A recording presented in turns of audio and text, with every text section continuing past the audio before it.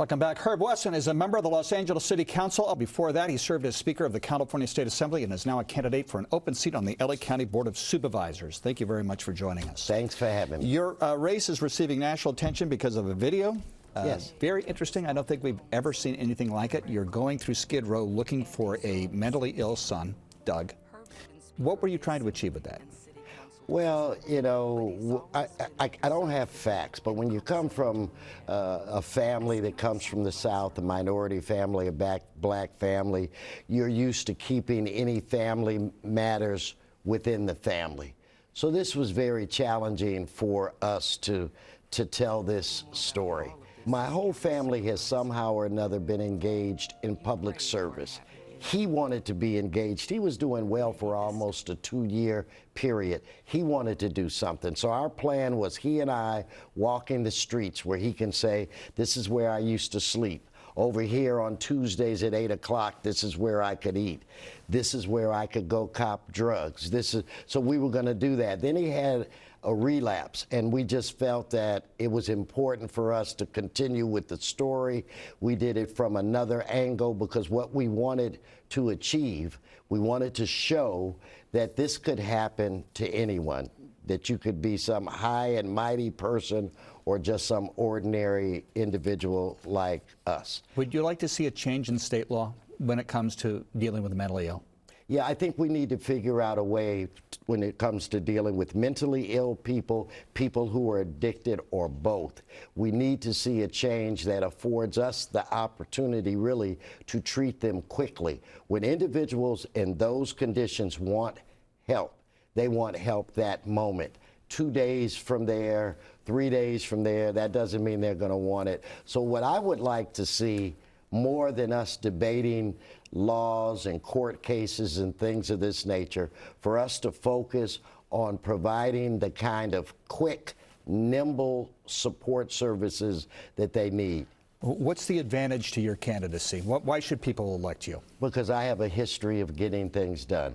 I was elected Speaker of the California State Assembly, elected President of the Los Angeles City Council, and I'm not saying that to pat myself on the back. What I think it says is that my peers and my equals felt that I was the type of person that they wanted to quarterback that team because I can bring people together and get things done. Your opponents will say, and you have Holly Mitchell, a state senator. Great person.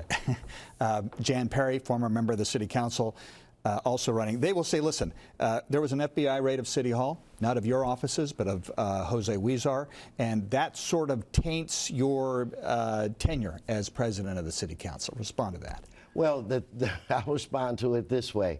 Sometimes in life, unfortunate things occur. It is important that the public have a level of trust in their government, and we have done, and we're going to continue to do everything that we can to elevate their comfort level. We are doing our job, and I think we're doing it well. Now, there was a legislation passed which was designed to eliminate campaign contributions to members of the council by developers who have projects before the council. You've said that it will help address the issues and the concerns that people have over whether or not the council is acting within the public interest or at the behest of developers. However, the California Clean Money campaign says it's a skeleton of what was originally proposed. It was quite disappointing. Now, you know what? God bless them, because if it weren't for individuals like the Clean Money campaign and other advocates, we may not be as far down the road as we are. But I am so proud of the city's campaign finance reform. When I first got on the council, if you raised a dollar, you could then match it with $1. Right now, if a candidate raises $1, they get $6. When I first got there, in order to qualify for matching funds, you had to raise $25,000.